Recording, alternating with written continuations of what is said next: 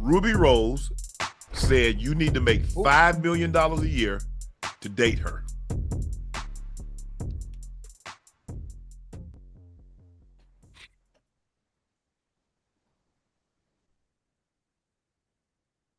Oh.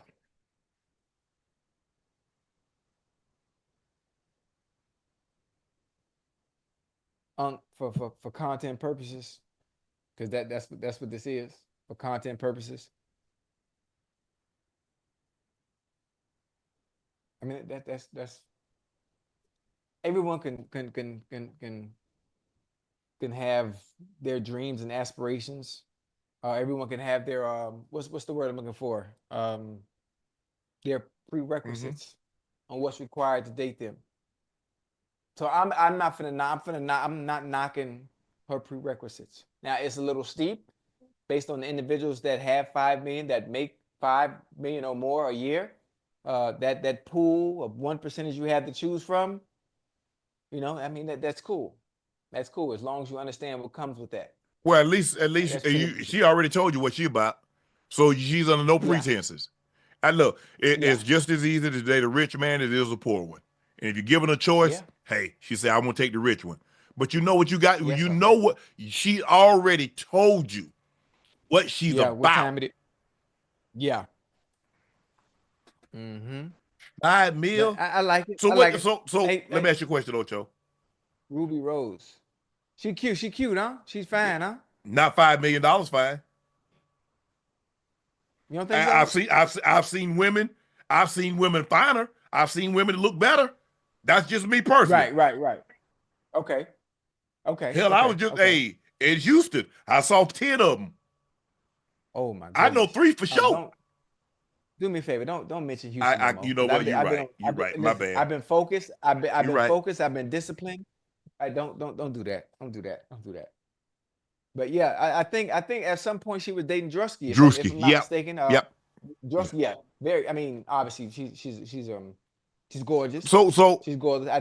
so I'm gonna do And that. That's what I'm gonna do. In order for Unc to date you, I'm gonna need you to make at least 10 million a year. damn, how many women on earth are making That ain't ten got million nothing a to do with me. year? I'm telling you what my standard is, okay? What I gotta do? What the fudge that Hey, got to do with me? Hey, if hey, she could say she wants somebody that make 5 million, why can't we? right. Listen, and that's the beauty of life too, That's the beauty of life. As man, as women, we can have prerequisites and have certain standards and abide by them and boundaries, whatever it may be. I want my man to have A, B, C, and I want my woman to have A, B, and C. And if they don't meet those standards, I'm gonna keep it moving. Now, the chances of finding some of the things that people require is slim to But none. But if you're gonna shoot for the moon, or if you're gonna shoot for the stars and fall short and land on the moon, so be but it. but here's the I but like here's it. the thing though, Ocho. You see how women can have Talk to standards? me. Women can say, I want somebody Yes, sir. 6 foot tall. I want somebody to make Mm, X amount of dollars. I want somebody that mm. has a degree. I want somebody that's Come on well now. read and likes to travel. Yeah. Uh-huh. Shannon says, oh, he don't want a woman to pass gas around. That's why you're single. You see?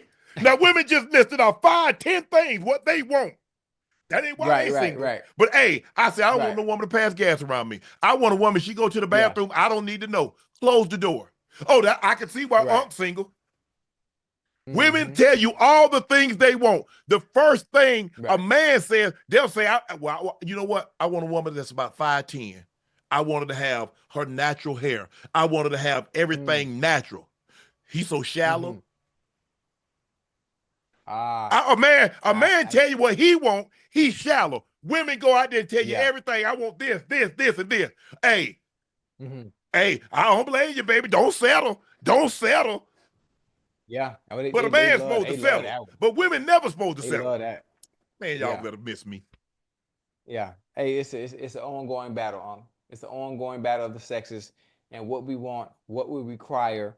There's a lot of delusion in it as well. Um, it's I like it. I like it. Whatever you believe in, whatever your standards may be, go for it. Go for it. Again, like I say, shoot for the highest you can. The chance of you getting, what you're actually shooting Yeah. for is slim to none. but hope and believe that one day you may achieve it. But I mean, but I'm saying, Ocho, I don't care. I don't care what race you date. I don't care whatever the case may be. But it seems to be jaded for one side that a woman gets to have all these prerequisites that they require from a man. But the moment a man says this, oh, he's shallow. Oh, he's this, he's that. Why can't I say I want this out of a woman? Right. Like women say they want this from a man. Yeah. That's all I'm asking. I don't care what you date. I don't care who you date. But I'm just asking, why can't men have standards like women? We're supposed to take with anything. We're supposed to take anything that wink at us and lay down. Hey, you better be glad, Shannon, you're 57. I don't give a damn if I'm 87. Right. Yeah. You ain't finna put no stipulations on me. Double standard. Yeah, double I said, come on, man. Depending on who you ask. That's a great topic. That's a great conversation. Hey, if 100,000, whatever the case may be, most of the time, men don't say, oh, she needs to make this. Okay, you treat me good. Okay, blah, blah, blah. Then, I think. And but also you got to think about this too, Unc.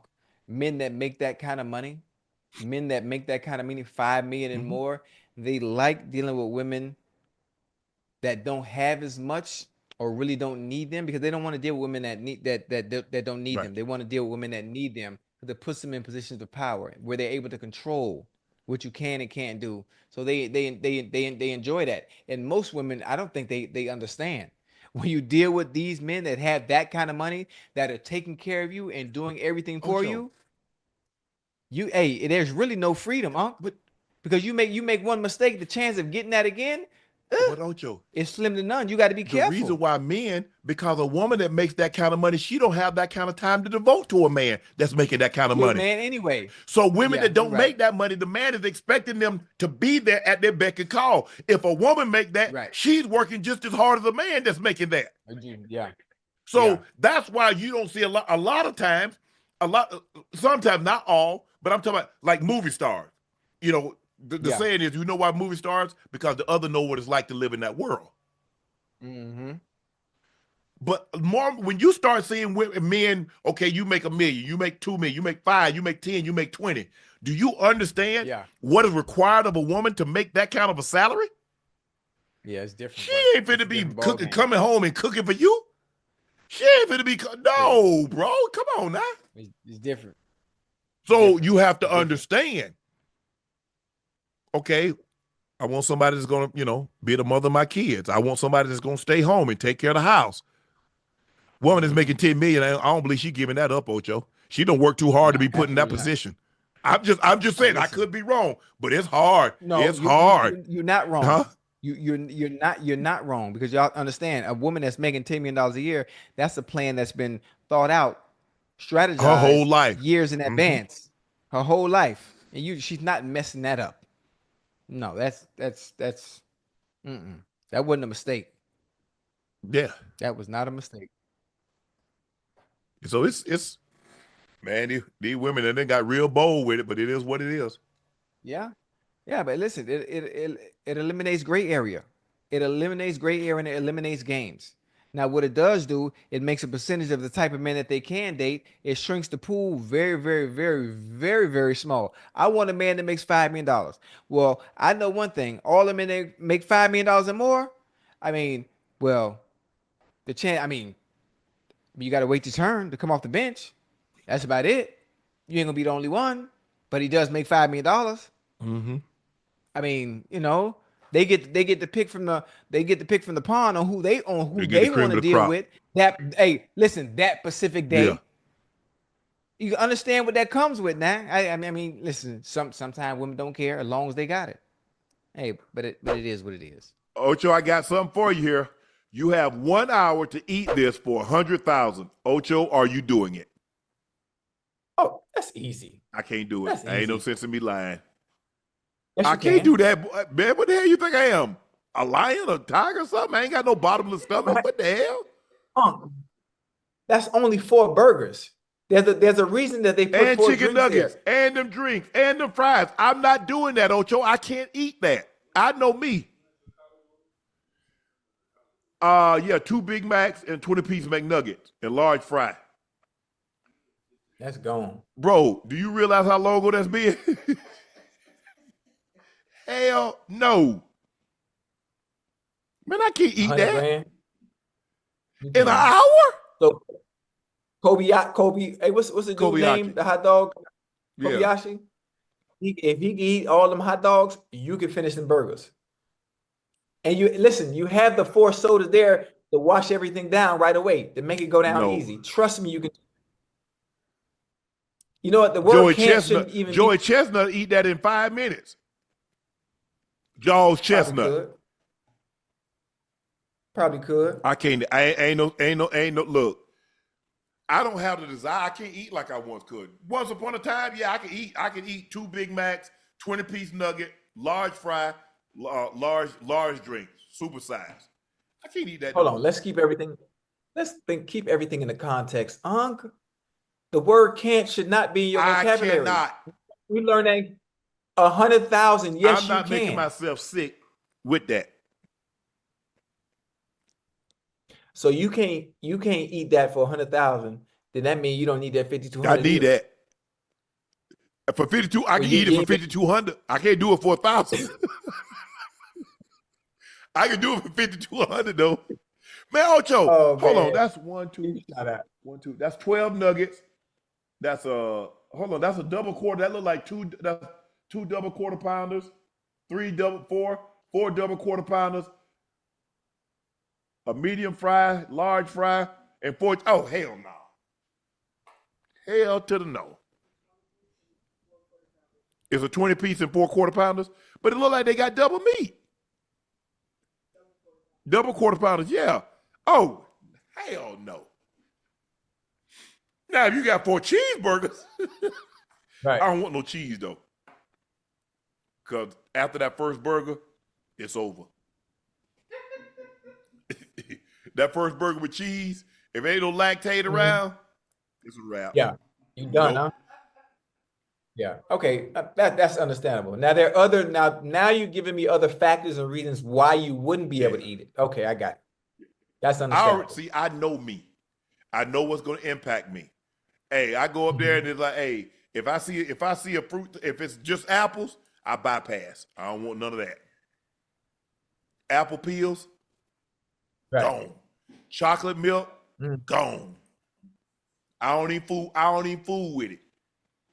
I don't touch no dairy unless I got lactate. I always got me a little kit. Shelly made me a little kit. I got Benadryl. I got Zyrtec. I got Claritin. I got lactate. I got Advil. I got Tylenol. Yeah, I got my little kit. If I ain't got that kit, I'm good. I don't touch no ice cream. I don't do none of that. And then have to get on the plane? Because I'm not going on no bathroom on no plane. That ain't never going to happen. You ain't going to use the bathroom? So you ain't never, man, you never do number 2 on the plane? It ain't. Lord, please don't let that happen to me while my stomach got to blow. And you can't live like that, bro. You can't. It's you have too many rules, man. You have too many rules. Hold on, Chad, y'all see them bathrooms on the airplane? Man, people done peed all over the bathroom. Come on, Ocho. I take my foot. Wait a minute. I take my knee or something. I ain't touching nothing with my hand. Never have me with jungle rock. You dress the toilet seat up with toilet tissue 2 times. You put 2 layers on it and you sit down. You just boonk over any. Oh, hell no. Hey, you tripping. You tripping. Man, going to the bathroom. You go to the bathroom. You go to a restaurant. You go to the bathroom. You in the gym. You go to the bathroom. You on a plane. Hell no. Yes. You layer the seat with toilet tissue twice. And second of all, I'm too big. What you mean you too big? Man, I need the door open. I have my hand out like this. Yeah, you ain't gotta sit. You don't have to sit all the way down. You can squat with my hips and my knees. Oh yeah. Well, you ain't gotta. Well, damn, how long you gotta use the bathroom? You get out your system and stand back look up. Here, hey, man, when I normally go, I have to hop down up off it.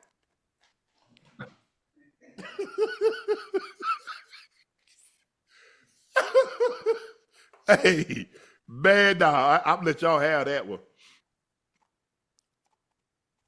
I like to be spread out. I like no clothes. I'm butt naked. All my clothes folded up nice and neat. I'm just, I'm like this here. I ain't bothered nobody.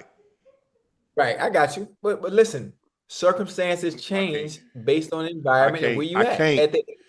On the airplane, you can't get naked. I don't want to go. You pull your pants down to your ankle and you squat, layer it up if you want to, if you want to sit down and be comfortable. Okay, I got you. I understand. Nah, I'm good. You eat anything too. Who?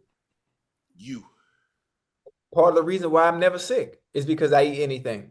Part of the reason why I never probably got hurt because I eat anything. Mm-hmm. Ocho, yo, look who's joining us.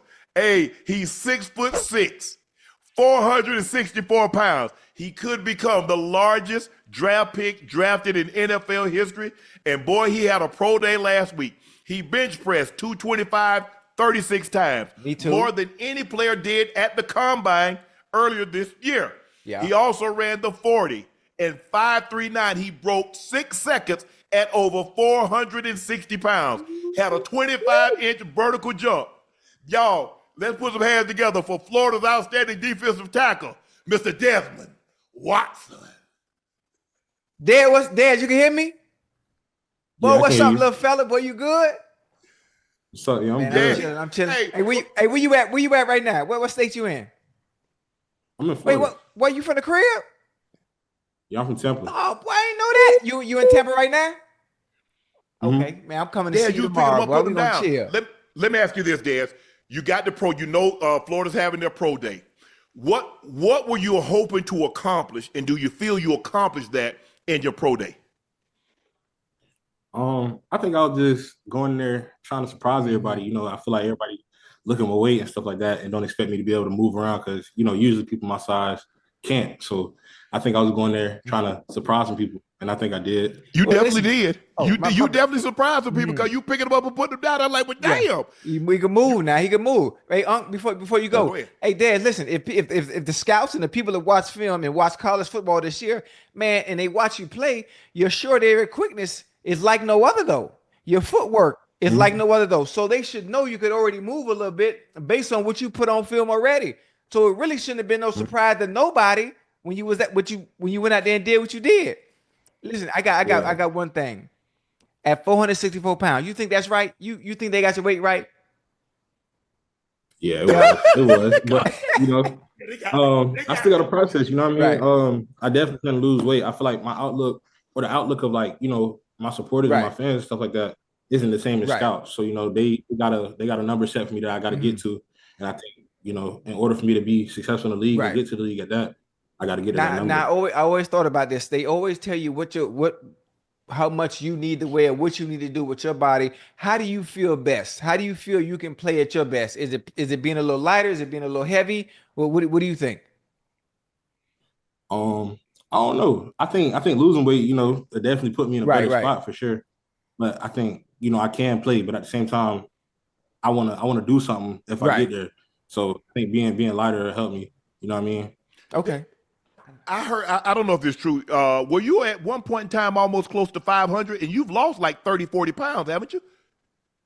Yeah, close to it. I ain't never touched it. So that, because I think the thing is right now they're looking at you as a 2-down player, first and second down. You stop the run, make sure your linebackers stay clean, they flow to the ball. Y'all talk about taking up all these blocks. I'm trying to eat too. I'm trying to make me some tackles. Y'all talk about hold this center in this guard and keep him from getting up on the linebacker. Bro, I need to eat. Yeah. But I saw you at Florida also. They gave you the ball. You carried the rock, Des. Yeah, that's not my thing. I usually don't like being spotlight and stuff like that. But I know since I got there, fans and stuff like that, and then Napier gave me the opportunity. I couldn't pass it up. So But see, what if they put you? What if the NFL team say, Dez, we're gonna put you. You're gonna be on the 1 yard line, and they want you to dot that I. They're gonna put you in the I formation. I'm doing it. Question. So realistically, Debs, because for me, honestly, I don't think realistically, I don't really know if getting under 400, but I think you can get down to say 420. 420, and I think that would give you sustainability. Now you can play 25, 30 plays a game. Is that something realistic? Is that what so what is the goal that you have in mind as far as weight and far as play total that you think that, you know what, I can be at my absolute best if I get this weight and play this many plays? I'm not really sure specifically, but I know, like along the process, I'll be able to feel it. You know what I'm saying? As far as play total, same thing. I got to feel it. I played against Tennessee, which is the fastest offense in the nation, all 4 years. So that's not really a worry of mine. But at the same time, I know, I guess the lighter I get, the more I can dominate. Because that's the goal. So I don't know how to say I got to feel it. Okay. What are the scouts telling you? Go ahead, Ocho. Go ahead. My bad. You taking all my questions, man. Go ahead. You take it. Hey, Dad, check this out. I got a 2-part question. For one, I want to know how you like Cincinnati. Have you ever been to Cincinnati? How would you like to be part of the Bengals? Now, I'm not trying to tamper nothing. I'm just throwing a little birdie out there for you real quick, just in case. I talk to people. I talk to management. We need a little help on the defensive line. So I just want to know, if you've been to Cincinnati, do you like it? If you don't like it, I can give you suggestions on where to go once you get drafted. I never been to Cincinnati. I'm from down south. I ain't really been too far up unless I played SEC. We ain't never traveled up there. But I don't care who it is. If anybody trying to put me in a jersey, I'm ready for it. Well, I'm telling you, you look good in stripes. But my second part of my question was, when it comes to defensive tackles, especially those that are coming out in the draft this year, what do you think it is about you and your game that separates you apart from everybody else, and why a team should want you instead of any other defensive tackles? Why should you be off the board first? I feel like I'm the best run stopper there is. Even without size, I think I got great technique. I pride myself in being the smartest on the D-line, or at least knowing the offense and defense that we're going against. I think that's really the biggest thing. I pride myself in being able to take up double teams and stuff like that, and just doing my job. I think me being prideful and doing my job is something that would set me apart from most people. I like it. You heard that, Mike Brown, Duke Tobin? Yeah.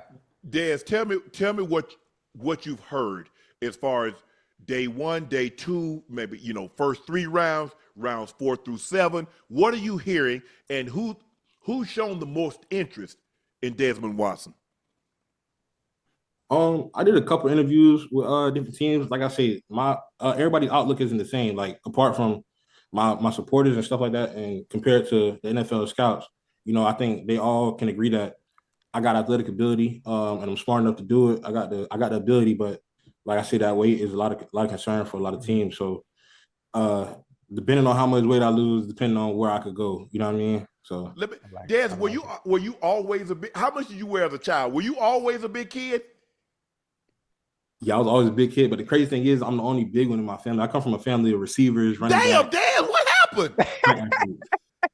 I don't know. I think it was just destined for me to play in interior. Everybody else had all the highlight plays and stuff like that. Like my older brother, 5'9", 165. You know serious? What I mean? So I'm dead serious. Dope. That's dope. That's live. So you said, as long as somebody's gonna give you a jersey, gonna give you the opportunity to live out your childhood dream, which is playing the National Football League. Have you thought about what that moment will mean when you get that call and it's somebody to pick up the phone and say, may I speak to Desmond? Like, yeah, hey, this he. Desmond, we're gonna select you with the next pick in whatever round that is. Have you thought about what that moment is gonna feel like, and how you're gonna handle that moment? How are you gonna respond in that moment? Yeah. I mean, it'll mean a lot, but I think in my situation, it still would be more time before I could celebrate it. You know what I mean? Because I think getting an invite to a camp or something like that, or getting a call from a team, definitely wouldn't be the end for me. You know what I mean? I think it's going to be more. I got to make a team. I got to, get to the 53 and then make a play. I think my first tackle or something like that in the NFL mean a lot more to me than the call would. Wow. I like that. So let me ask you this, Des. So have you hired a nutritionist? So what are the steps that you're looking to undertake to make sure you get to that weight? Maybe it's not a number that a team has set. Maybe it's a number that Desmond has set for himself. Have you hired a nutritionist, and what are the steps that you're going to take to make sure you get to that number? Yeah, I was training down in Miami, had nutrition and stuff like that. But after pro day, me and my agent been talking. I get back to work tomorrow, actually, in Tampa. All that type of stuff. Nutrition is working out, different types of workout, therapy, all type of things. You know what I mean? My goal is playing NFL and stuff like that, and I know what it takes to do that. So me and my family, my agent, we're all hands on trying to get that. Well, listen, whatever that goal may be. Now we don't have to talk about this online. Now my resume, it speaks for itself as far as being a nutritionist and being able to provide all the necessary nutrients that you need to either gain or lose weight. So if you want to get in contact with me, it's a way to reach me, and I can be down in Tampa tomorrow. Yeah, I heard about your meal plan. That's how I got like this in the first place. So I have to go somewhere else for that one. Yeah, Dez. Don't you follow up with that foolishness. Can't do it. You be heading the other way, Dez. You be heading the other way. Dez, let me ask you a question. Yeah. When you was running, what did you think? Did you think you could break 6 seconds? So in training, did you break 6 seconds in the 40? Yeah. I think maybe like a week or two before that, I got high 5.7 or something like that. I knew I was gonna break it. I feel like when you have a lot of time to warm up, stuff start locking up on me a little bit. You know what I mean? But I definitely could have got a little bit better. Hey, Dez, I don't know if you saw the game, but did you see the game when I think Baltimore played Pittsburgh? Oh yeah. And Pierce got that interception, and he was about to take it to the house, and he took a knee. Dez, you ain't gonna do that. If you get a pick, you going to the house, ain't it? In that situation, you got to take a knee. My coach taught situational expert. I can't do it. I don't know how to hold the ball. I know how to tackle people. I don't know how to hold the ball. You just put it up on the arm and put one hand up in the air. Put it with the piece out. Say, it sounds easy. It sounds easy when people going for your knees. You ain't think about holding the ball. He had a clear path. You're supposed to hit that prime time. Put your hand behind your head, Dad. Start high stepping on him. I was 21, but I ain't that. I got a question, and this would be a good one. As a defensive tackle yourself, I want you to rank your all-time 5 greatest defensive tackles that you like or you enjoy watching, and maybe that you model your game after, or you watch film on. Just who do you think your top 5 all-time defensive tackles? All-time Warren Sapp. Oh, that's a good one. These not people I model my game after. I feel like I'm a little bit different. Right. Aaron, of course. Chris Jones up there. Nice. All time. It doesn't have to be all time. Just your 5 favorites. You could take Ted Washington. Dexter Lawrence in there. Dex for sure. Okay. Yes, he going there before it's over with. And the person I like to watch a lot and model my game after is Vita Vea. Okay. Yeah. Hey, now you know what? Now you like Vita Vea. Now you know Vita eat McDonald's now. I'm just throwing that out there. I'm just telling you. I can't do it. Vita Vea get like 70 M's right now. I can't do it. Hey, tell me, hey, Daz, when you get that second contract, you can treat yourself to some McDonald's. But that first contract is chicken breast, fish, lean cuts of turkey and stuff like that. I got you. I like it. Hey, you know what? Some team might get you, Daz, just to stop that tush push. You gonna stop the tush push? I got to. I don't come with this equipment for nothing. I think anybody got a QB sneak on me since I've been in college. Let me ask you this, Dad. You had offers from Alabama, Florida State, Kentucky, Michigan, and Tennessee. What made you choose Florida? At the time when I was coming out of high school, they was an SEC championship. Things was looking right. Of course, I'm from Florida too, but things was looking right. I think it came down to the wire with Florida, Texas A&M, and Alabama. Texas A&M, I'm not sure why. I didn't think they valued me as much as Florida. And then with that being close to home, I feel like it wasn't a better choice. Okay. So you want to stay close to home. You was in Florida. You're a Florida kid. So So you from Tampa. So Tampa to Gainesville, that's an hour drive, 90 minutes? Hour 30. Oh, that's close. That's real close. Yeah. Hey, so you're going into the draft next year. We're going to the draft this year. Now you know I do the Madden ratings for Madden. So at the combine, you did the bench press 225. You did it 38 times. I did mine 37 when I was at the combine. What would you want your strength to be so I can go ahead and jot it down now on Madden? Top 3? I I ain't gonna say 99, but top Okay. 3. I'm So up I there. made like a 96. I'll make you 97. Yeah, I'll take that. I got you. I got you. So your string gonna be a 97. What about your overall rating? I don't know. I need to be a run stopper or whatever it is. I need to have some run stopping abilities. I got you. I'm gonna put that in. I'm gonna do that myself in the system. If I get fired, it is what it is. Des, we're gonna get you out here on this one. Your Gators Yes, made it to the Final Four. They taking it all? Mm-hmm. For sure. And that last game was the worst game y'all gonna see. That was it. And they pulled it out. So they getting it all. Des, you hoop? You hoop too, Des?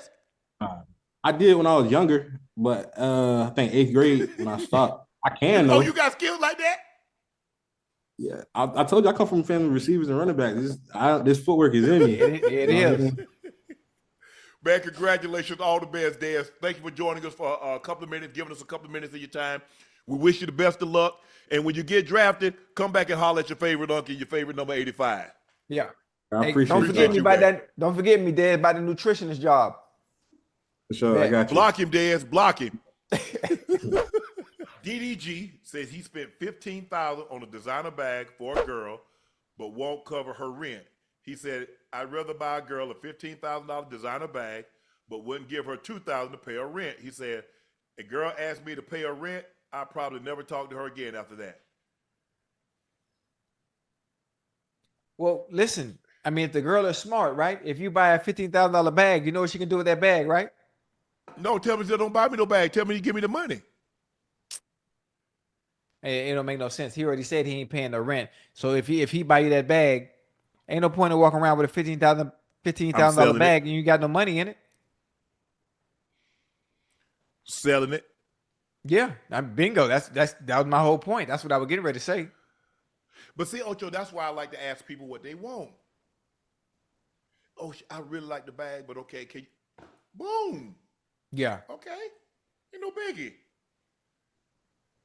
You're not getting both. You ain't getting both. You got to pick and choose, huh? Pick one. Pick which. What? I don't care.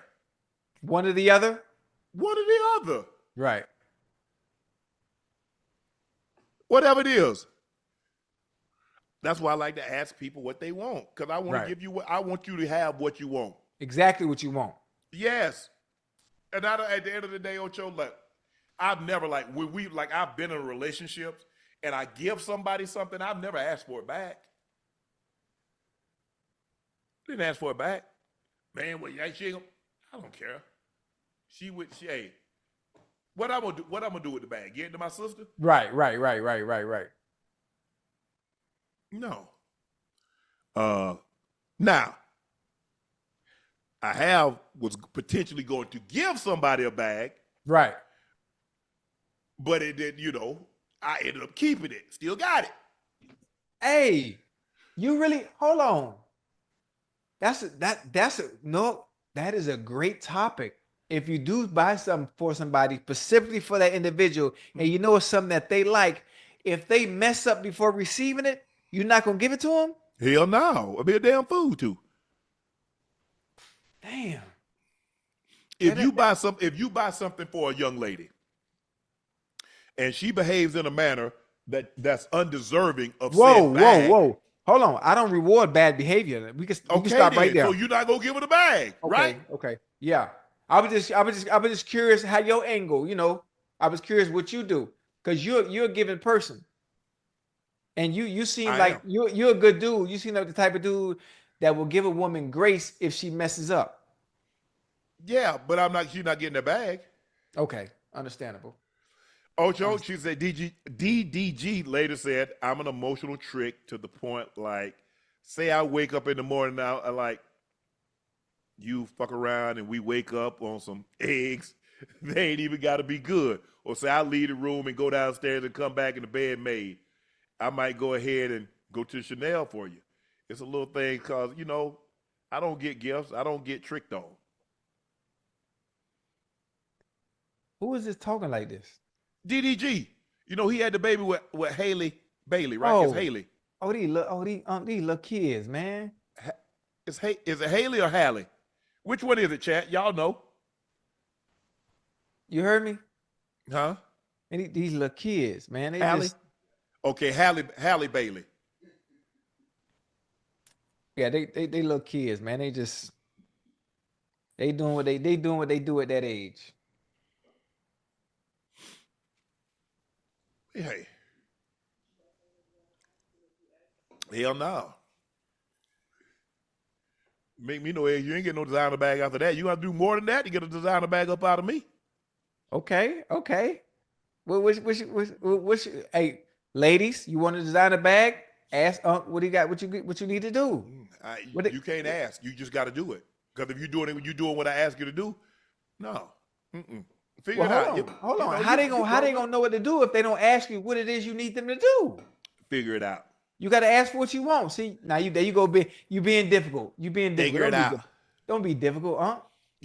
Look, the one thing, once you get to a certain age, let's just say a young lady, let's just say between the ages of 30 and 50, she know what a man like. She know what she needs to do to make him happy. Yeah. Okay. Yeah, we know all minute. That's funny. I mean, making the bed, I got a cleaning service. I got a lady to clean my house 3 times a week. Now, it's going to take more than that, Ocho. Hey, man. Let me tell you what it is. It's a feeling I get when I'm with said individual. Ooh. Hey, I know that. I get when I'm with that individual. Hey, I know that feeling. What I do, how much I do. I know that feeling, I know that feeling. Yes. I know that feeling. Hey, can I tell you something? Yeah. It's a good feeling being with said individual, especially when they appreciate you. Mm-hmm. No, you don't know what I'm talking about, huh? That's a good feeling, man. It is. Man. Yeah. So what they got to do for Ocho to buy a Chanel or a Birkin or YSL or an LV? Or maybe you're going to go get them a Patek or you're going to get them an Audemars Piguet. Man, listen. Vacheron Constantine. I ain't. FP Journe. And we family, right? Yeah.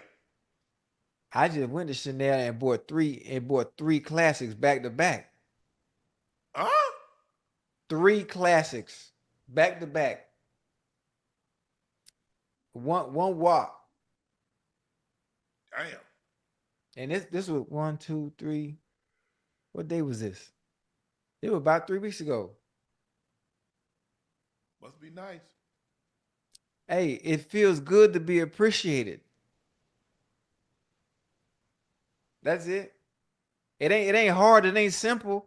I mean, for us, it's all about choosing who chooses you. That's what you got to do.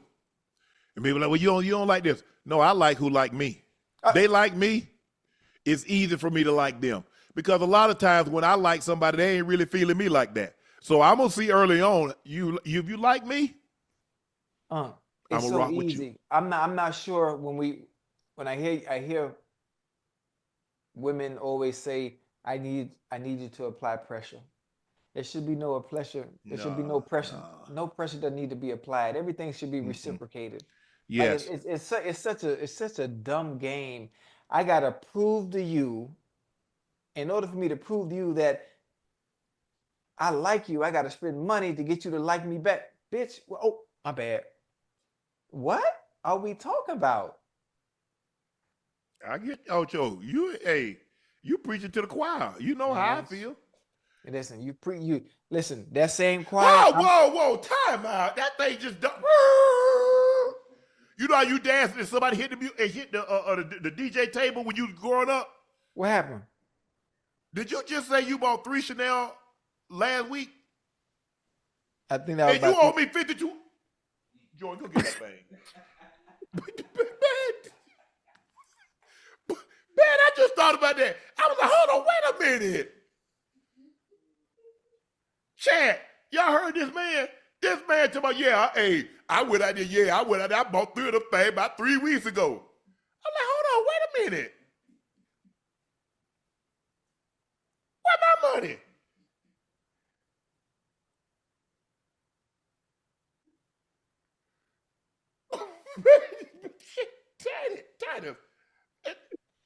This man owe me money, and he broke my money off, and he out there buying Chanel's. Hey, you know what's funny? You know what's funny? I forgot all about that money I owe you. You heard me? I can tell you did. Hey, It's very apparent you forgot about it. Yeah, I forgot about it. But listen, this is what we gonna do. What we gonna do? This is what we gonna do. Now, I know everybody in the chat, they've been here for a very long time, ever since I lost that bet. I don't even remember why I owe you $5,200. You do. Listen to me. When I offered to pay you, and I said, can you please find a method of payment and download the app on your phone? I said PayPal, I said Zelle, Venmo, Apple Pay, or Cash App. You chose not to do any of the above, and now you still complain about not getting your money when I offered many times. Okay. You know what? I know I can get it. Huh. What if I take $5,200 out of the nightcap check? I mean, hey, you know, them thing coming good, huh, Ocho? Hey, listen, hey,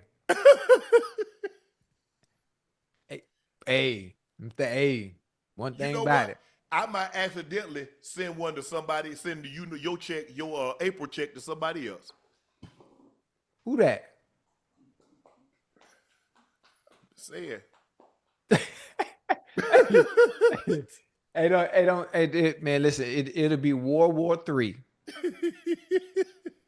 Nah, I don't play, man. You know I don't play around with your buddy like that, man. Yeah, I'm gonna get it to you though. I'm gonna I'm gonna pay you. Chad, y'all heard that man? Chad, that man slipped that by me. That man said, "Hey, I'm outside. I bought 3 of them things." I'm like, yeah. I'm like, hold on, wait a minute. Matter of fact, hold on. I ain't use your money. I use my I use some other money. That ain't had nothing to do with that. Wasn't no nightcap funding. Well, how about you use some of your money to give me my money? Right. I don't care where it come from. I told you. As long as I owe you, you'll never be in no issues. Man, I can't get my money to save my life. I got you. I got you. Matter of fact, I'm gonna be in LA tomorrow. My flight tomorrow in the morning. Ocho, there's another debate going on Twitter. Do you brush your teeth before or after breakfast? Ocho, are you team before or after? After. Both.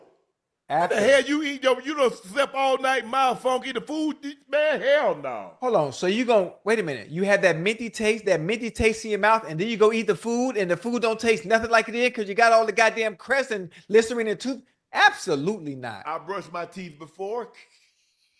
Then I go back. Then after I eat, I go back upstairs, brush them again. I eat before I go work out. I brush my teeth again. I come home, I eat, brush my teeth again. I lay down, take a nap, brush my teeth again.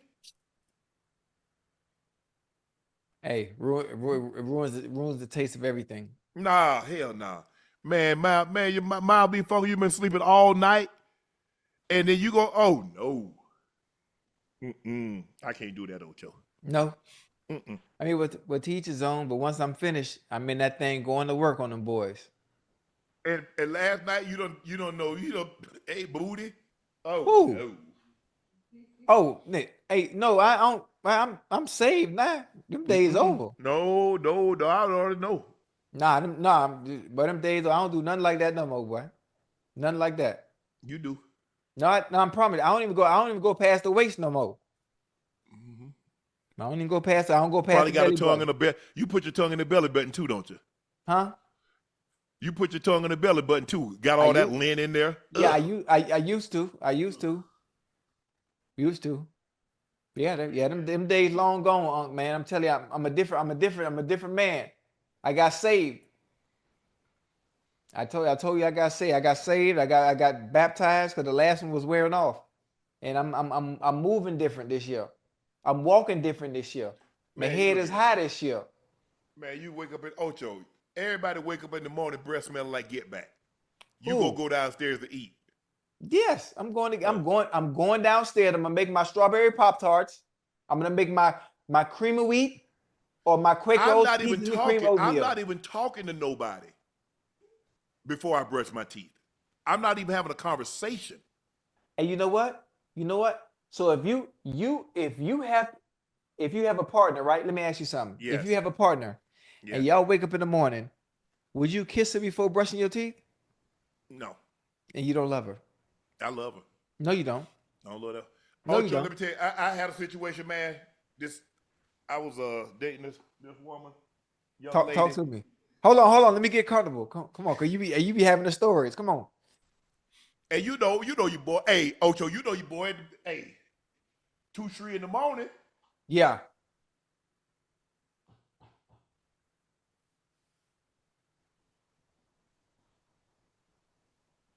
She touched my chest. She touched. Me.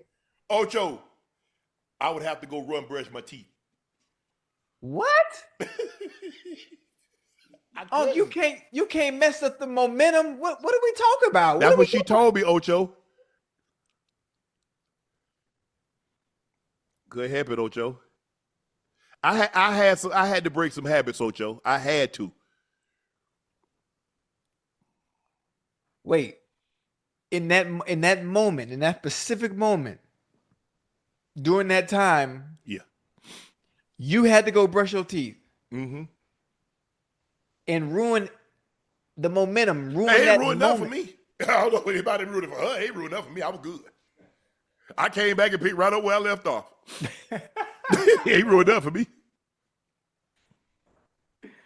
Listen, man. I ain't got.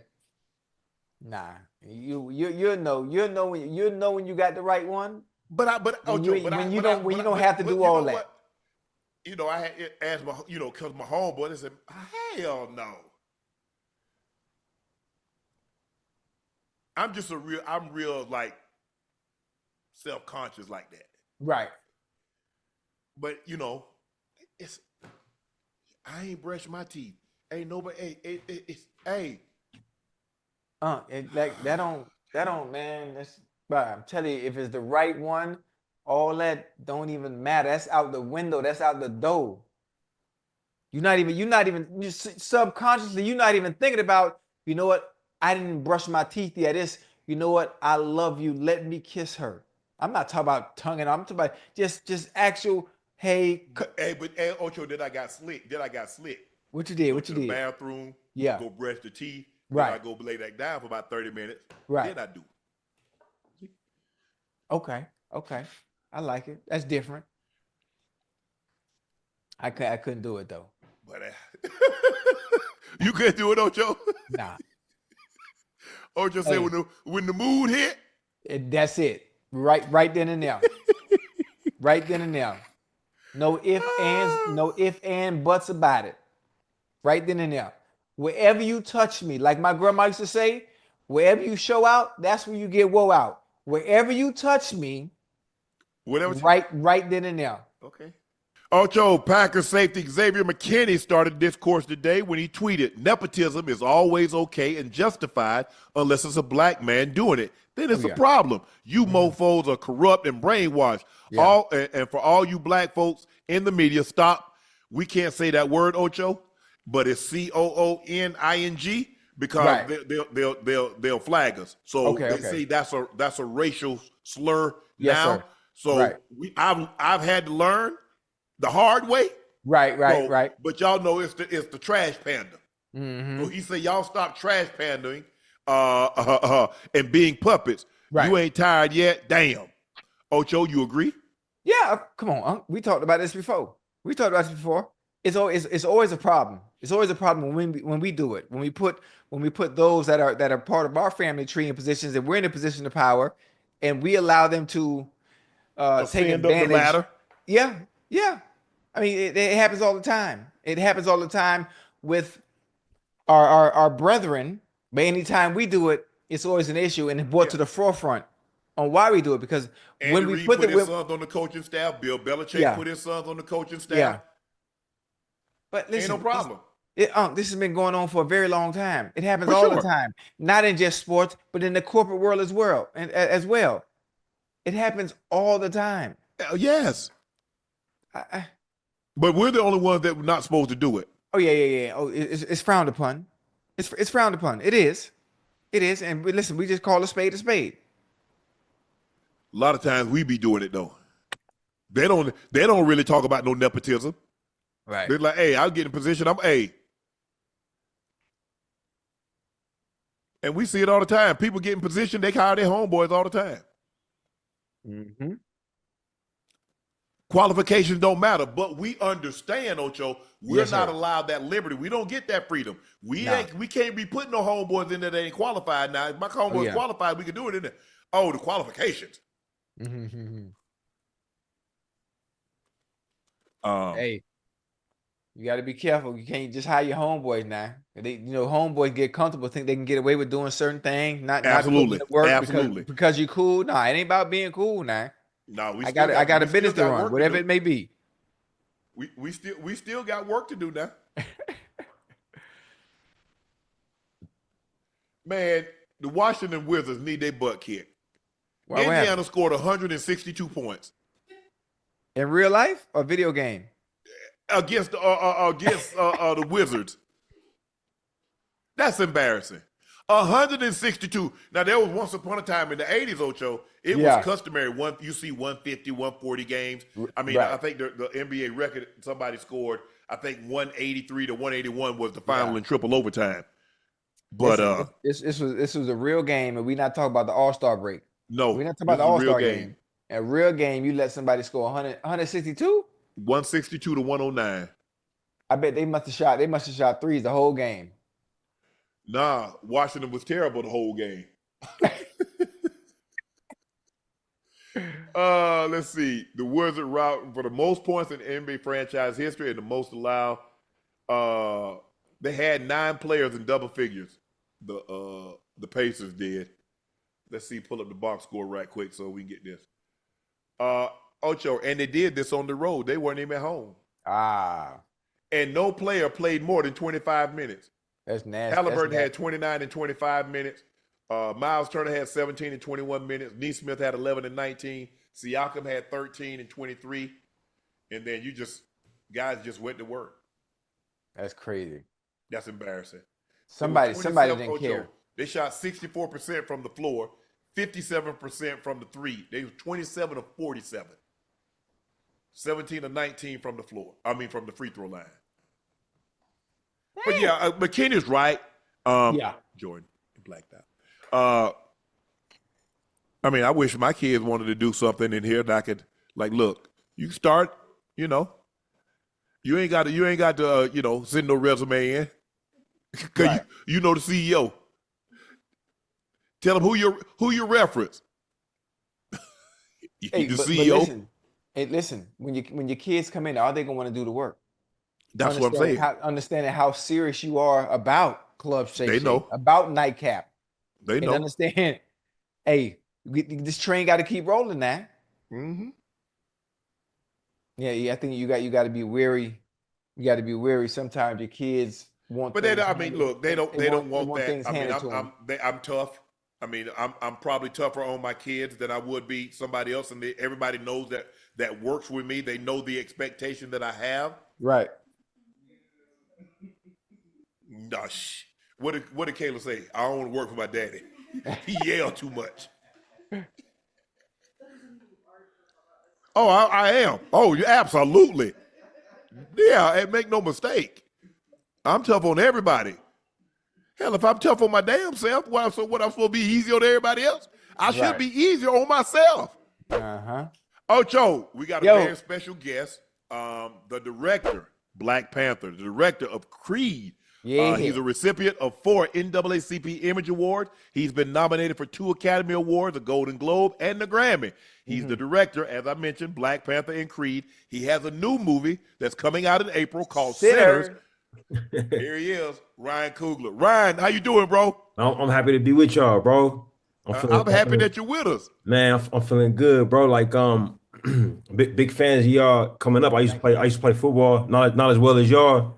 but big fans of y'all there, and then watching y'all transition, man, it's been beautiful, bro. It always warms my heart when I see athletes prolong that career. You know what I'm saying? Yes, Yeah. Well, let me ask you this, Ryan. Okay, you play football. Did you have professional or collegiate aspirations?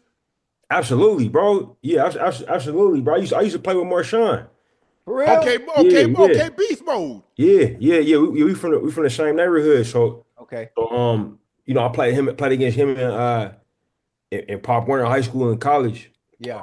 I played at Sacramento State. So Right. so so so Ocho, bro, we both played for the same coach, man. You remember Coach Steve Mushagan?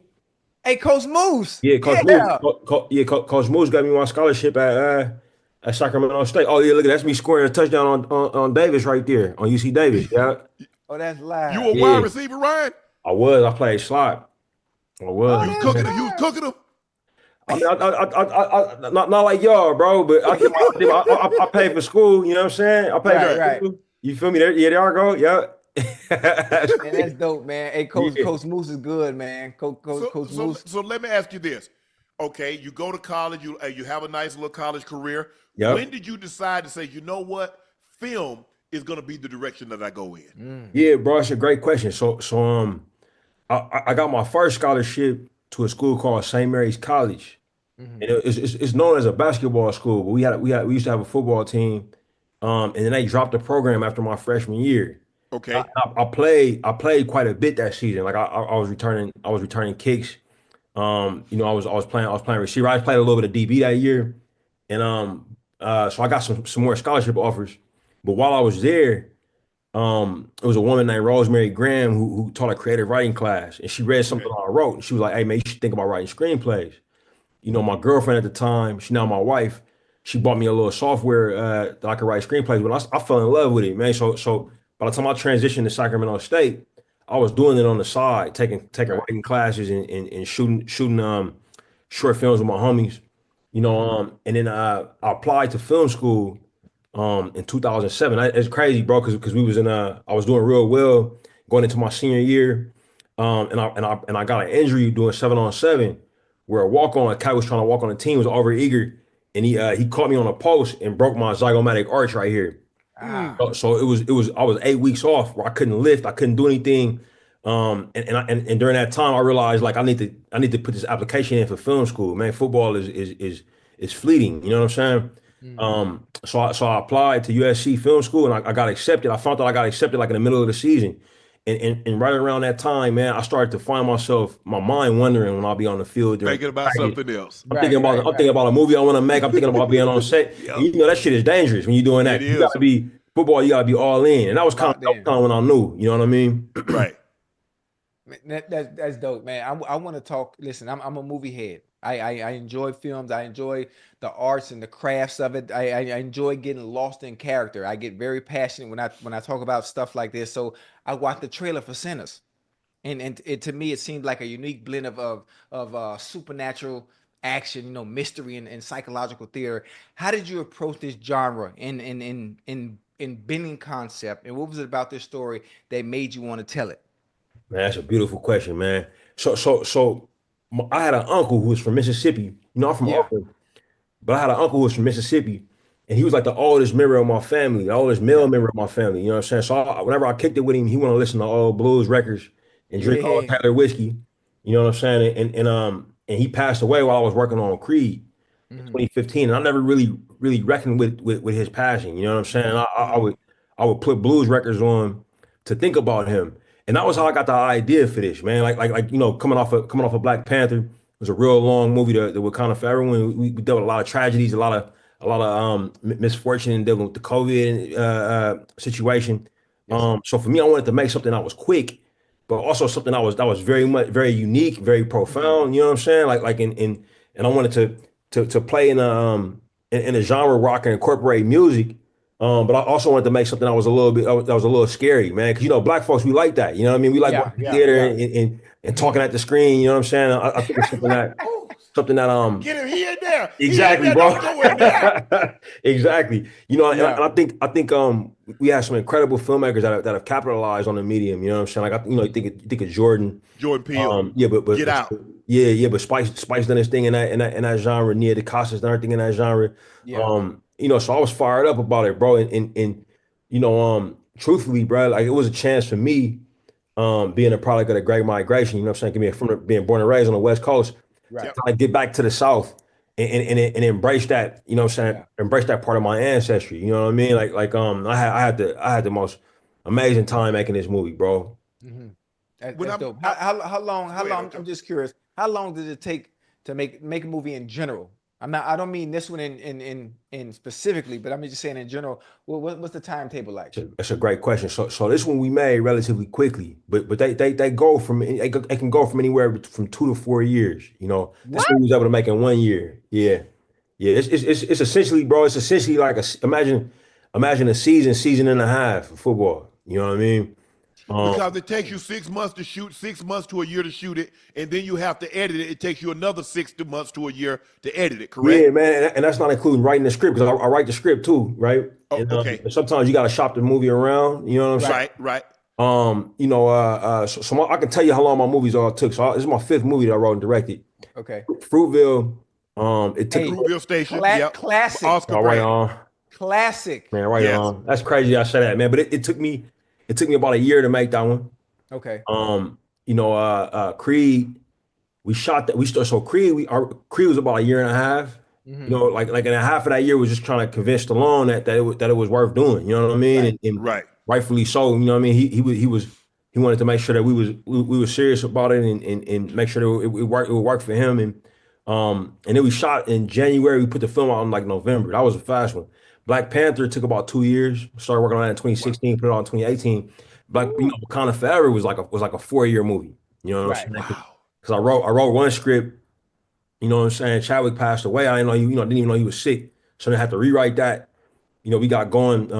The pandemic slowed it down quite a bit, and then my lovely actress got injured, so we had to shut down for a little bit. You know what I mean? Right. And then we put that one out. So I wanted to make something fast after that 4 years on one movie. You feel me? Right. But I was blessed, man, to be able to make something that I'm so proud of, man. Like super, Yeah. really proud of this. Man. I can't wait to show it to y'all, man. I think y'all gonna dig it, man. Listen, I know I'm gonna dig it when you watch the trailer. For me, when it comes to anything that you do, whether you're an athlete, you have to be a special athlete that puts butts in the seats. When you're a comedian, you have to be a comedian that has stage presence to always keep the crowd engaged. When I watch the trailer, and it catches you, when it catches you right away, I don't know who did the editing, I don't know who did the trailer, but I'm telling you, right away, it catches you. And it keeps you and it holds you. And then it's like it's an appetizer, but it ain't enough. It ain't enough because I want to see what's next. So now I can't wait to see it. And it just I'm very passionate and enthusiastic when it comes to movies. Bro, I've been a fan of yours for a long time. All your work, everything you've done. That's why I can't shut up right now. I'm gonna tell you something. I'm gonna tell you something crazy, Ocho, for real, bro. I'm gonna tell you something crazy. We met before, bro. For real? We met at the Tribeca Film Festival. It was the first film festival I ever got into. Spike did a movie called Kobe Doing Work, and ESPN had the world premiere of it, bro. And I saw you in there, and I went over there and shook your hand, bro. You know what I'm saying? Just on the strength, just being a fan of what you do on the football field, bro. I was a student of the game, bro. You know what I'm saying? Like what y'all was doing, bro, over there in Cincinnati, man. When it was you and TJ and the boys, bro. Yeah. You know what I'm saying? Hey, like just the precision of the route running, bro, the confidence. You know what I'm saying? Both of y'all had that. Both of y'all had the mental game too, bro. I remember Shannon, bro, when he used to be mic'd up. Acting fool, bro. You know what I'm saying? I appreciate that. Hey, bro, let me study your movies. A lot of your movies, you got Michael B. Jordan. Now, Michael B. Jordan in this role, he plays a dual role. He's stacking because I was like, hold on. They look like this look like Michael B. Jordan playing both of these both. I said, come on now, hold on. So I had to rewind it and look even closer. I said, it is. Yeah. So what is it about Mike that you love casting him in your movies? If I'm not mistaken, he was in Fruitvale. He was in Fruitvale too. Yeah, in all of them. Yeah. He been in all of them. Look, bro, like what you'll find, it's chemistry, man. You know what I'm saying? It's a head coach and a quarterback. It's a quarterback and a receiver. You know, like you develop a shorthand where you save time. You know what I'm saying? You establish a tone for the rest of the crew. And we're not the first ones to do it, man. Usually when you see filmmakers work, they usually have Mike and Denzel. Yeah. Oh yeah, man. Yeah. I mean, big time. Spike and Denzel, Tony Scott and Denzel. Yep. You know, Scorsese had a thing with De Niro, and then DiCaprio. he rekindled it with Leo. Exactly. Right.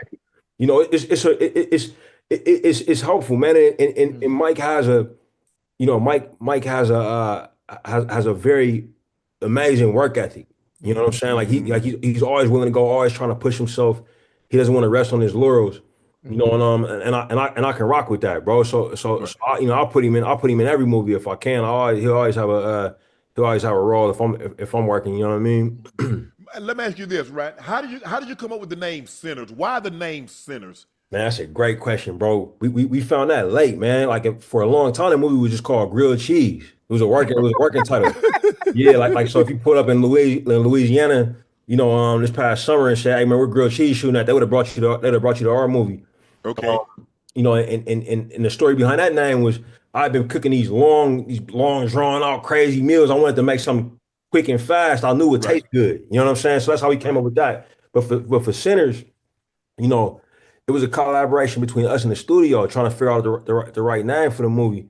And we realized that line, you know, that word was said so many times throughout the script. You know, it deals with blues music and its relationship with the church. You know, like a lot of times the best blues singers will come from gospel. You know what I'm saying? You'll learn that you know, a lot of times their daddies was pastors. You know what I mean? And they singing music about drinking and bumping and grinding, and it's in conflict with how they was raised. You know what I'm saying? So that dynamic was one that we were really you know, once we realized like it was like, I mean, that was always the name. It should have always been called that.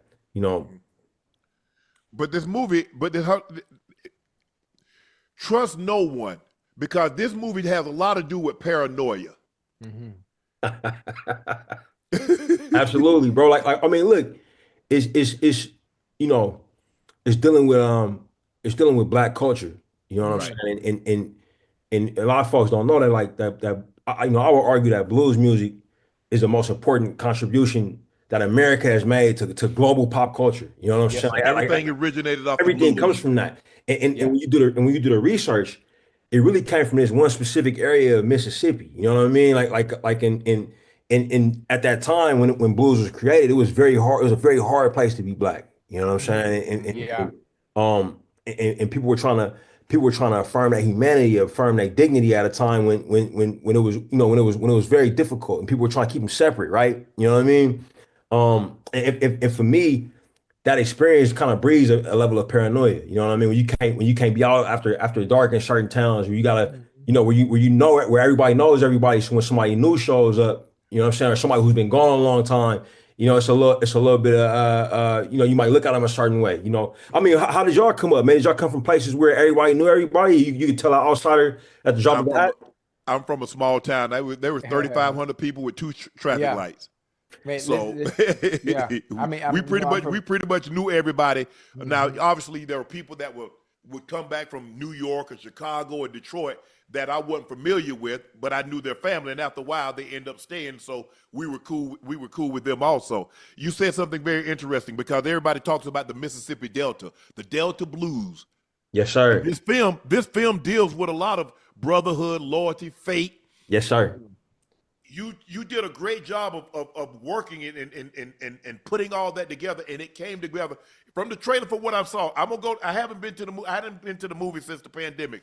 I'm gonna go check this one out. Oh, right on, I'm interested to see how you tie this thing all together. Now, I saw the 2-minute trailer, but I want to see you tie this thing together for 90 minutes. Yeah. I mean, I'm proud of it, man. And like look, another reason I think you gonna dig it, man, is your relationship with your brother Sterling, bro. You know what I'm saying? Like whenever I hear y'all talk, I gotta imagine in y'all neighborhood y'all was known.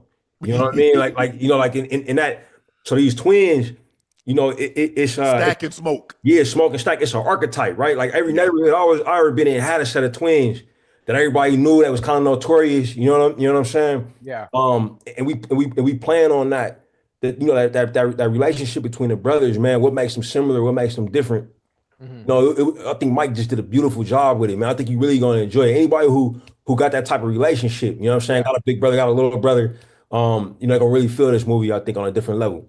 I like it. I got one more question, man. After creating something like this, something that's so bold, so different, and you're pushing boundaries, with most of your work and your craft. And again, I'm gonna tell you, I'm gonna harp on it because I've never had a chance to actually tell you. Now I do.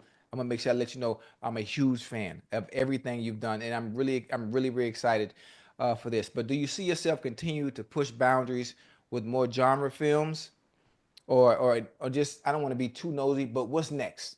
We got another Creed coming. If we do got another Creed coming, I want to shoot my shot real quick. Oh, I can be like the final boss. Yeah, we got another Creed coming for sure. Let me yeah, know. Mike's gonna direct that. So yeah, absolutely, bro. Like I think we love to make something happen for you.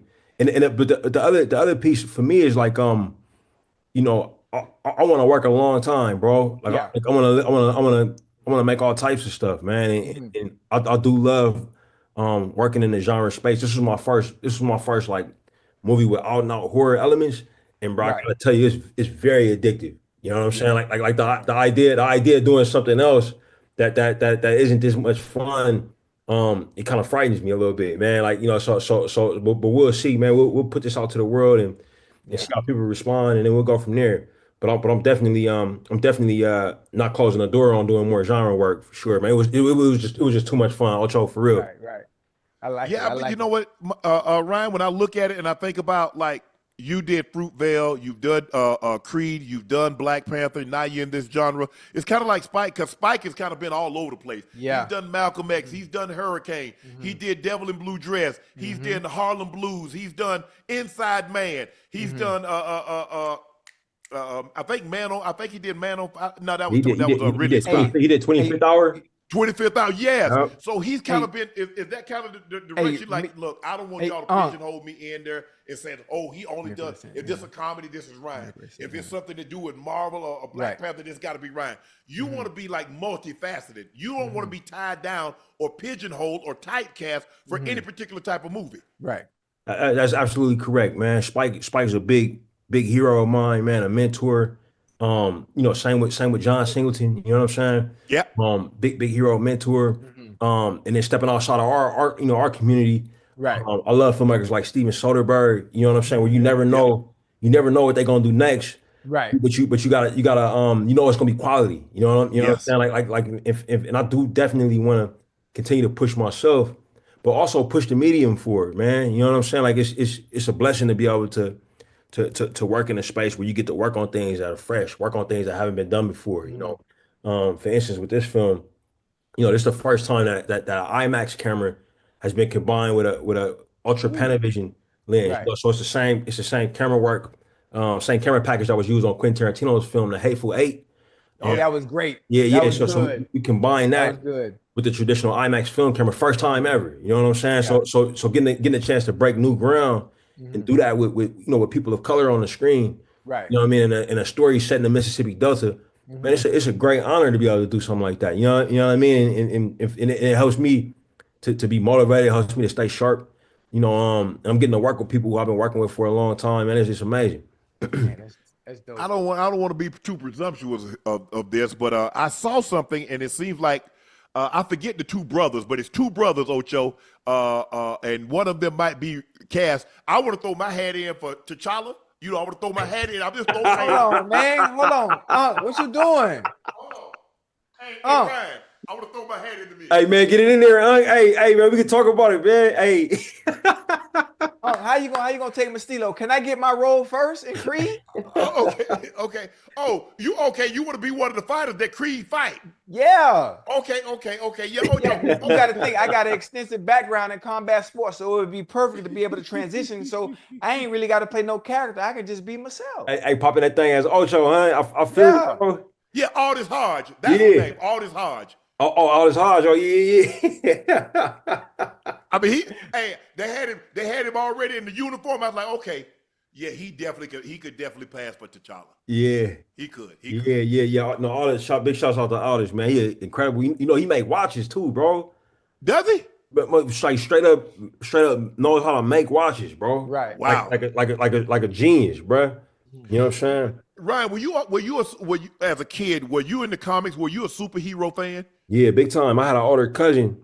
I'm the oldest of three boys, so I didn't have no big brothers. I always been looking for one. You know what I'm saying? So I had an older cousin who was 7 years older than me, who was a big comic book head, and I got into him just because I thought he was cool. You feel me? So so that was when I started reading them. But I did always read them. Like I took a break from 'em a little bit when I got serious about sports. Right. So we would still watch the cartoons, what have you, but it was, it was all school and ball for like, from I would say from like eighth grade, like ninth grade, maybe to my senior year of college. And when I went back to film school, I got back into them. You know what I mean? Do you collect them? Man, that's a great question, bro. I honestly, I do, man. Like, but not actively, bro. Like what happens now is like I'll go to Comic Con for work, and I'll go. They got basically a floor, where you can go buy anything. Trade, buy, sell, yeah. I go in there, hit the floor, and cop one or something. You know what I mean? But it's been a while since I've been in the comic book store, man. I'm not gonna hold you. Give me your top 5 superheroes. Ooh. Shit. All right. I'm gonna go fast. I'm not gonna overthink it. I'm gonna go to T'Challa #1. Okay. And then I'm gonna go Wolverine. Okay. #2. Can I put villains in it? You can. Yeah. All right. I got Magneto #3. You got who? Magneto? Magneto. Yeah. I got Magneto #3. I got all right, I'm gonna go deep cut. I'm gonna go deep cut. Rorschach from Watchmen. Okay. I know Watchmen. Rorschach Okay. from Watchmen. And then I'm gonna go Rogue. Okay. Oh, I like Rogue number that's a 5. good one. Yeah. Rogue is gas, bro. Like the take our glove off, touch you, take your powers, knock you out. I mean, that's pretty solid. I'm surprised you really didn't go with a lot of the old like Superman. Batman ain't no superhero. He can't do ish without that belt. Bro, Batman was a dog for me though, bro. Like the fact that I'm saying this without saying Batman is crazy because that was man, that was the one for us because they had the animated series. Yeah. And we used to mainline that. I had a homie from Fresno who played DB, incredible defensive back. He a coach now. Man, me and him during fall camp, bro, we went half on the DVD pack, and during them double days, we would ride back to his girl house and watch the movies in between double days, bro. She'll make a little food for us, bro. We on the couch, bro, taking it back to 8th grade with it, Yeah, that's live. That's live. So Black Panther 3. How long we gotta wait? Not long. Yeah, not long. I mean, there's been a lot of rumors circulating that Denzel gonna be in it. Yeah. I mean, I don't know. That's what the word in the street. I have my head. Street talking. Talking. Yeah, I've been dying to work with Denzel, man, and I'm hoping we can make that happen. But I got every intention on working with him in that movie, and he as long as he interested, man, it's gonna happen. Wow. But he a living legend, man, and he is, and a great mentor for so many of us. Like he all about looking out for us now, man. You know what I'm saying? And what an example, bro, for how to live, man. He got his family around him, his children. Yeah, man. Like everybody around him. He's been with Pauletta for 40 plus years. Oh, John David used to train with me in Atlanta. I had retired, but he was down at Morehouse, and the trainer that trained me bring him to the track. We, tell him how to do certain things. Yeah. So I've known that family for 20. I retired, so like 20 plus years. Yeah. So and Denzel is great. His wife Pauletta, John David. Man, they're unbelievable. Unbelievable people. RC, I just seen Denzel. I wasn't able to actually. I was able to let him know I was there, but he wasn't taking no visitors. It didn't matter. It didn't matter who you were. I was able to see him last week in New York. I went to see Othello. Yeah. He don't play when he on Broadway, bro. No. Yeah, when he on Broadway, he in a different zone, bro. Oh yeah. How was the play? Oh man, beautiful. Listen, I took drama. I took drama in high school. So that's why I still have a love for drama and the arts and theater and dance. So I really Bullshit. Excuse me. Huh? Come on, Unc, man, stop playing, right? Man, listen, Unc, you already know because you can. Hey, Unc, you can hear me talk when I talk about certain things. You already know it's something I really like now. Hey, why you call bullshit when he said dance though? That was when he got up in there on you, bro. Hey, yeah, hold on. This how you know I love dance too. Mind you, RC, I did the river dance ballet when I was playing. Yeah. I just left New Orleans last week. I went to see Alvin Ailey, man, for the umpteenth time since 1988 when my grandma took me to go see him in 88 at the Gusman Theater. I love it, bro. Man, Alvin and the Chipmunks. Why you always talk, man? Hey, come on, Unc. Hey. I want to go see him. I'm gonna see him. I haven't been to a whole lot of Broadway. I saw Samuel Jackson when he played Dr. King. Okay. I might not get there. Yeah. Broadway is different.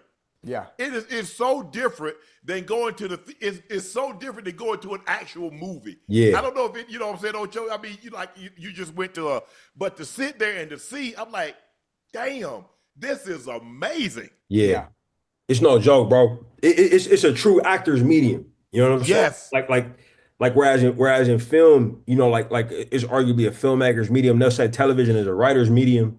Like that stage is an actor's medium, bro. They got nothing to save them. You know what I'm saying? They just up there. You know what I mean? It's you can't zoom in. You know what I'm saying? Like it's just I love it, bro. And that's what Denzel says. Denzel says he's a theatrical actor that went to the screen. See, he cut his teeth on Broadway. Yeah. And he takes that. He says some people are stage and they come to Broadway. I was Broadway that went to the screen. It's interesting too, bro, because what a lot of people don't understand too is like the culture of Broadway. Mm-hmm. You know, very similar to basketball, right? Like if you know, like basketball is very culturally ingrained in the United States, so much so that if you go watch a professional basketball game anywhere in the world, mm-hmm. most of the players is going to be from the States. You know what I'm saying? If you go overseas to Italy and watch a game there, or overseas in Germany, you know what I'm saying? Like you'll see a lot of players here, and with that stage work, you know, it's so culturally ingrained in the UK. You know what I mean? Like it's a part of their culture. They about the stage. Right. The way we are about basketball here. You know what I'm saying? It's in every school. It's in every, you know. So you'll see these British actors getting shipped out all over the place, man. They ain't on every road. You know what I mean? They ain't on every.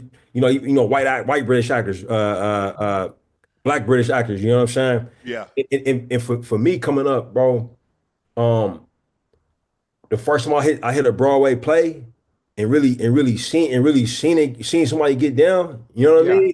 It was like, you know, like I damn near wish I had been exposed to it earlier, bro. You know what I'm saying? So I might have been doing that. You know what I mean? Right. And well, hey, even if I just get a cameo, I could be Mboku's brother.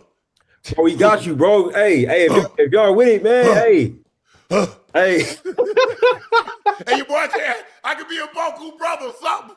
Just put your boy in there. I'm coming out there. I'm coming with it, Ryan. Hey, I'm with it, man. Y'all, man, I'm with it, man. Y'all got such great chemistry, man. When I watch y'all, bro. Yeah, it's evident, man. It's evident. I appreciate that. Sinners arrive in theaters April 18th. Written by Ryan Coogler. He written such Fruitvale Station, Black Panther, Wakanda Forever, Creed, and now he's with this one. Sinners arrives in theaters April 18th. Ryan, thank you for giving us a little bit of your time. Thank you for the trailer. We're going to support you. Hey, chat, make sure we go out here and support our brother Ryan Coogler. Hey, he's doing big things for the community. He's doing big things for the culture. Yes, sir. And we got to make sure we keep him up. We're going to lift him up, and we're going to keep him up there. Ryan, thank you so much for your time. Appreciate it. Hey, I'll see you down the road. Man, I appreciate y'all, man. Thank y'all. Thank you, boss man. Love, appreciate you, man. Bro. Yes, sir. We got to talk about this. What Bishop Marvin Sapp is receiving backlash. He locked the doors of the church until they receive $40K in donations. Let's take a listen to this, Ocho. Okay. And they understand the cost that is involved. There's 1,000 of you.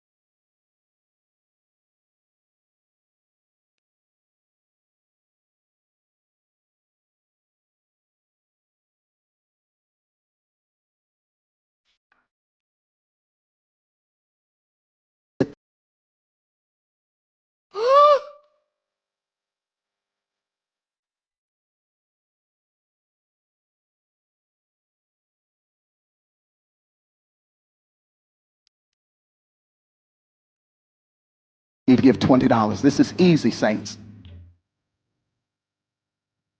Hey, but that's always been the church. That's always been the church. But see, they used to teach That's faith, always been the church. I grew up in a church. You know that offering plate that come around about 2-3 times now. They said, but the Lord said, give what you can. He Right. didn't put no number on it. Oh no, Where in the Bible they say? He say when you tithe.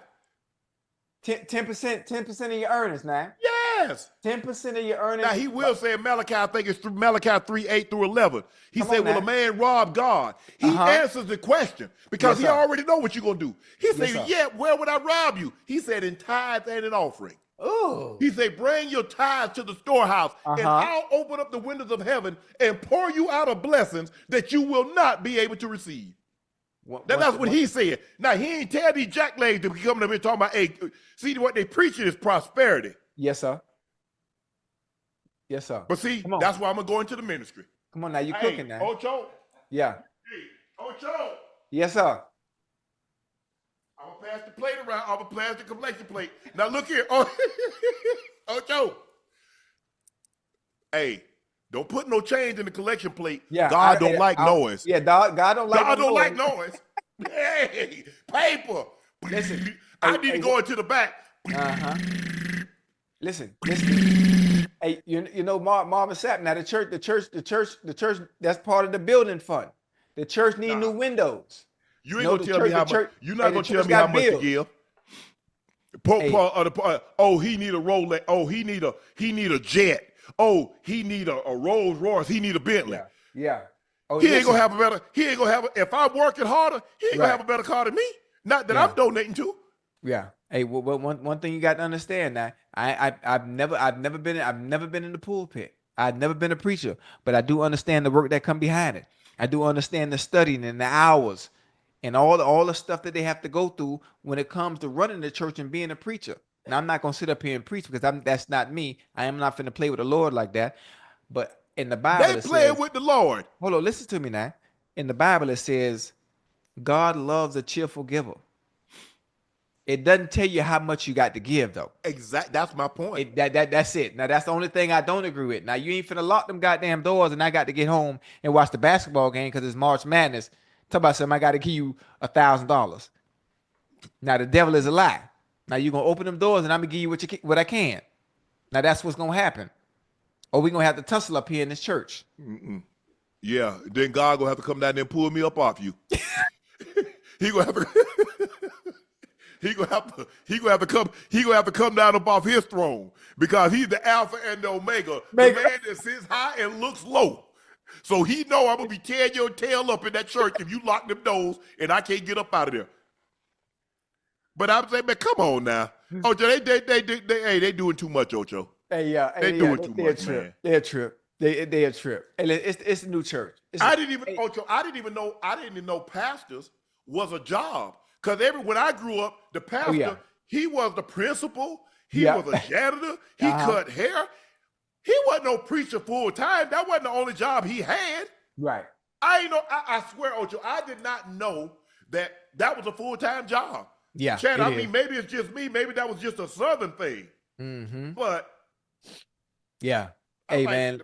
My pastor was a teacher at the school, or he was the principal, or he was the custodian, he was the barber. Yeah. He did other things. He just didn't preach. Maybe that's just, I don't know. Maybe that's just me. Hey, but one thing you got to think, I'm not sure if Marvin Sapp has a mega church, but I understand what goes into it and what it entails when it comes to the overhead for a church of that magnitude with a congregation. Well, stop building a church that big. Yeah, listen, I don't know. I ain't never been there. I ain't never been there. But listen, one thing I do, I love some preaching, boy. I love some preaching. Now, Grandma had me in the church, Sunday, Wednesday, Bible study. I led the choir. I was in the junior choir. I was a junior deacon. I did a little bit of everything. I'm gonna need to see where they said that in the Bible. It's not in there. And they locked the doors. Now, it's not in there. In the Bible. No, it's not in there. That's not in there. They rewrite their own story now. Yeah. We good for that. We good for that. It just goes to show you. Yeah. It used to be salvation was free. Uh-huh. But ministers have found a way to charge for salvation. Ooh. Salvation was free. Well, that's a good one there, boy. Man, they need to stop. Look. That's a good one there. And it's not the fact that it's $20. It's the fact that he's put a number on it. Right. You don't tell somebody what they should give. That's between them and their God. Yes, sir. Not between the preacher trying to get money out your pocket. Yeah, especially during these times. I give. I ain't got no problem giving. But he ain't gonna tell me how much to give. That ain't got nothing to do with him. Mm-hmm. That's between me. Hey, I'm gonna have to answer. No matter what you think of Shannon Sharpe, Shannon's gonna have to answer for Shannon. Yeah. You can save one soul, your own. Yeah. You trying to tell me what I need to do. I'm going to have to give an account for this. I'm going to have to go before that man. And everything, he going to say, you remember this? You remember that? Man, they need to. I don't be liking that, Ocho. I don't. Listen, I'm with you when you're right. I'm with you when you're right. Now, I'm not getting too upset about it because I come from the Baptist church. I've been there. I know what it's like from a little one until I was a senior. I remember sitting on them benches. We had wooden benches. You slide too much, you might get a splinter in your butt. We didn't have no cushion. We didn't have no cushiony seats. It leaked. Mm-hmm. They revamped it, but it was a church, and you felt the Lord come in there. Now they done got all these fancy things. Lord, like, I ain't coming by here. Yeah. Y'all play it in my name. Mm-hmm. Now, hey, y'all gonna have to answer for this. Mm-hmm. Hey, them were some good days, Unc. Now you got. Just you mentioning that video just bring back memories at church with Grandma in Overtown. You know about Overtown, right, in Miami? Yeah. Mount Olivet Baptist Church. I'll never forget Reverend Clark. And then as I got a little older, my first pastor's name was Reverend Clark. For real? Yeah. Now, as I got a little older, Miami Northwestern, where Teddy Bridgewater just won a national championship. Yeah. I started walking from my grandma's house on 44th and 11th. I started walking to New Birth because New Birth, they was at Miami Northwestern having church there, and I started going to see the Honorable Victor T. Curry, and became a part of that church. Mm-hmm. And now they over there in Open Lock off 135th. Everybody that's a part of New Birth, I know you might see this. Victor T. Curry, I hope everything is good. I know I ain't been to church in a while. I ain't got no suits. But I love you, and I'm doing right. Ocho, but they've been preaching prosperity for the longest time. You remember the televangelists, see Reverend Ike, and they had Jimmy Swagger, and they had Jimmy. What you know about Jimmy? Yeah, and Jimmy Swagger got up there talking about Father, I've sinned. You know what I'm saying? But I'm saying, y'all remember Rex Humbard? It was Jimmy Swagger, Rex Humbard. Reverend Ike was the first one because Reverend Ike was having you put $5 and send it in for the prayer cloth. I don't know if y'all remember that. Might have been before y'all time, chat, but I'm old enough to remember. That's one thing about being old. And once you get to a certain age, you realize that's your only purpose left to do is to get old. Man, they better stop playing me. Hey, man. Hey, that was classic. Goddamn Jimmy Swagger. Boy, I remember Jimmy. Yeah. Man, I say, man, look here. That's man, funny. Like I said, I give. The Lord knows you bless me. Yeah. And I don't have no problem. At all. And not only do I give to the church, if people in need. Yeah, that's me. Hey, that's I me. done help people in the wildfires that happened in California. Yes, sir. Hey, Shannon, hey, you know, me and my mom ain't got nowhere to go, Shannon. Right. I get you a place for a couple of months. It is. That's it. Hey, I've never. That's the way my grandmother would give people her last. I'm like, why you giving that? Hey, you talking about they ain't got nothing to eat? Hell, Right. we don't either. You know, we gonna be okay. We got some rutabagas, and you know we can make some crackling. But no, let them make rutabagas. Right. Give them what we gonna eat, and then we can go to the supermarket and we get some hot dogs. Mm-hmm. But that ain't how Mary Porter was. She say, son, you know, hey, one day God will bless you. Yeah. Hey, listen. She believed, Ocho, she really, truly believed in that. Right. Hold on. I believe in that. And always have. You know? You remember when I used to do the tipping all the time? Yes. And I would put Proverbs, the generous person will always I stopped doing it because I kind of got in trouble because people seeing me do that and give the others, so they complaining, well, why you not sending more to me if you got extra to give to strangers? I stopped doing it altogether. Mm-hmm. You know. So anyway, but that's the same thing, Ocho. When we gave to Southern, right? Man, why did you say, bro? Come on, man. Oh yeah. Man, what about A&T? What about this? What about, bro? Yeah. So I stopped. First and foremost, Savannah State gets my undivided attention. They first on the list. Right. No matter what. Absolutely. And I love HBCUs. I'm matriculated. Yes. And I got a degree from Savannah State. But first and foremost, I'm here sitting in this seat because a lot of people at Savannah State, Haynes Walton, Norman Elmore, Claire Baines, Joyce McLemore, Joanne Green, Steve Smith, Gay Hewitt, they believed in me. Yeah. They believed in me. So, man, please.